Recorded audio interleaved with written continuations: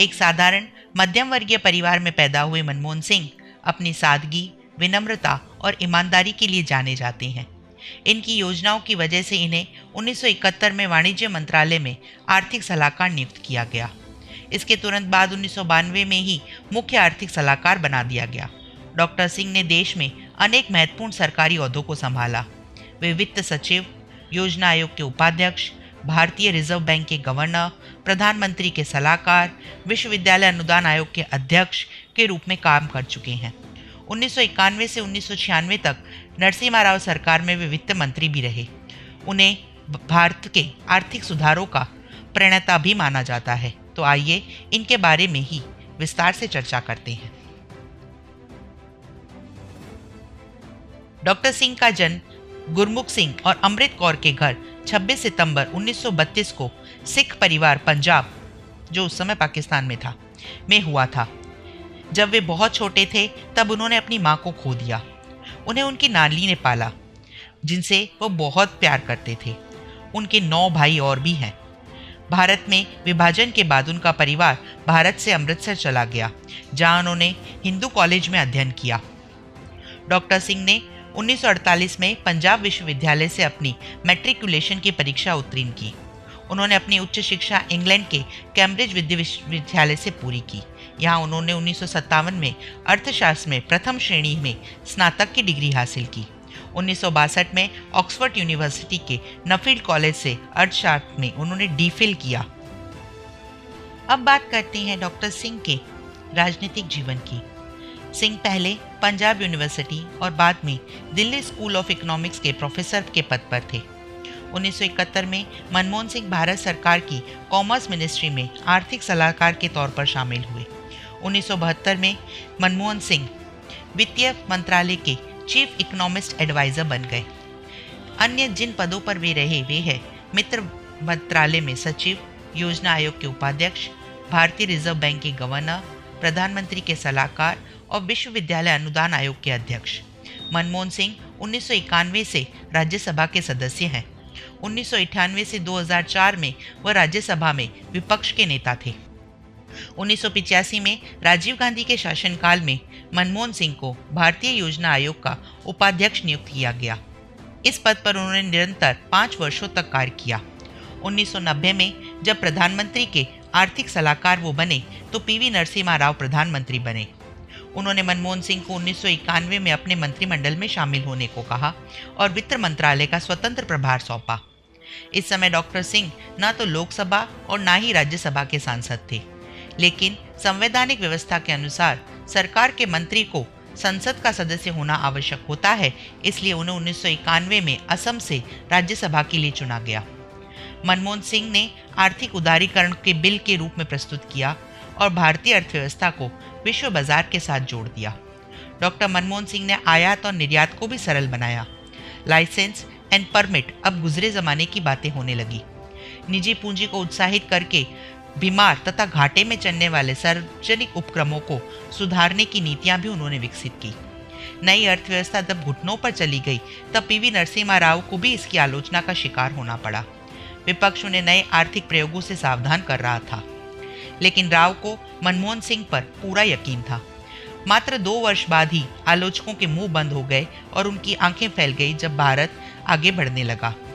उदारीकरण के बेहतरीन परिणाम भारतीय अर्थव्यवस्था में नजर आने लगे और इस प्रकार एक गैर राजनीतिक व्यक्ति जो अर्थशास्त्र का प्रोफेसर था का भारतीय राजनीति में प्रवेश हुआ। वो अब देश की बिगड़ी अर्थव्यवस्था को पटरी पर लाने के लिए काम कर रहा था। मनमोहन सिंह ने प्रथम बार 62 वर्ष की उम्र में 22 मई 2004 से प्रधानमंत्री का कार्यकाल प्रारंभ किया, जो अप्रैल 2009 में सफलता के साथ पूर्ण हुआ। इसके पश्चात लोकसभा के चुनाव हुए और भारतीय राष्ट्रीय कांग्रेस की अगुवाई वाला संयुक्त प्रगतिशील गठबंधन पुनः विजय की ओर दौड़ा। सिंह दोबारा प्रधानमंत्री पद पर आसीन हुए। प्रधानमंत्री सिंह ने वित्त मंत्री के रूप में पी चिदंबरम को अर्थव्यवस्था का दायित्व सौंपा, जिसे उन्हें कुशलता के साथ निभाया। लेकिन 2009 की विश्वव्यापी आर्थिक मंदी का प्रभाव भारत में भी देखने को मिला। भारत की बैंकिंग व्यवस्था का आधार मजबूत होने के कारण उसे इतना नुकसान नहीं उठाना पड़ा जितना विश्व भर ने उठाया। 26 नवंबर 2008 को देश की आर्थिक राजधानी मुंबई पर पाकिस्तान द्वारा प्रायोजित आतंकवादियों ने हमला किया। दिल दहलाने वाले इस हमले ने देश को हिलाकर रख दिया था। तब सिंह ने शिवराज पाटिल हटाकर पी चिदम्बरम को गृह मंत्रालय की जिम्मेदारी सौंपी और प्रणब मुखर्जी को नया वित्त मंत्री बनाया। डॉक्टर सिंह का नाम कई विवादों और घोटालों से भी जुड़ा है, जिसमें सबसे प्रमुख है 2G स्पेक्ट्रम घोटाला। 2G स्पेक्ट्रम घोटाला स्वतंत्र भारत का सबसे बड़ा वित्तीय घोटाला है। इस घोटाले में भारत के नियंत्रक एवं महालेखा परीक्षक की रिपोर्ट के अनुसार 1,76,000 करोड़ का घपला हुआ।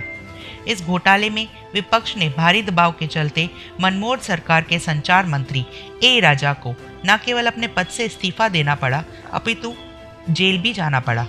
केवल इतना ही नहीं, भारतीय उच्चतम न्यायालय ने इस मामले में प्रधानमंत्री सिंह की चुप्पी पर भी सवाल उठाए।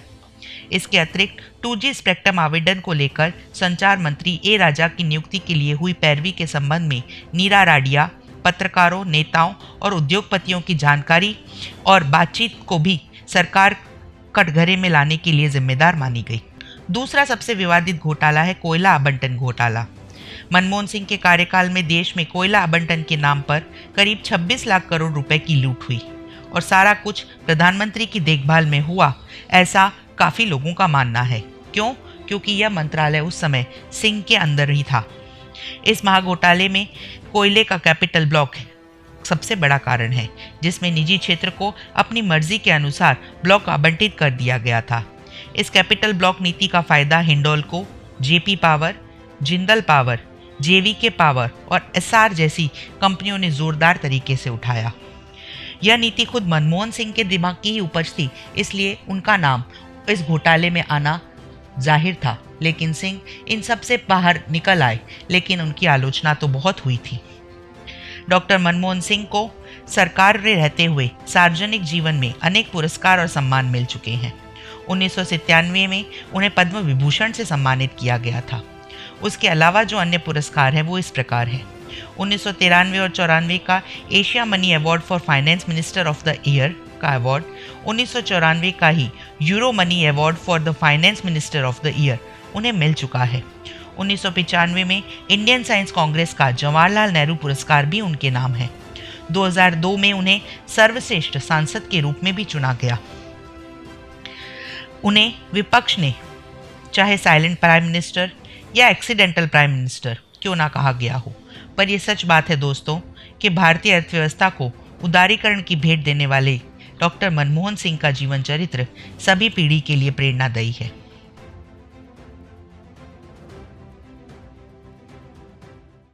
अगर आपको आज का हमारा चरित्र पसंद आया हो तो हमारे चैनल को सब्सक्राइब करें, लाइक करें, नीचे बेल आइकन पर भी क्लिक करें, जिससे आपको हमारे लेटेस्ट अपडेट मिलते रहें।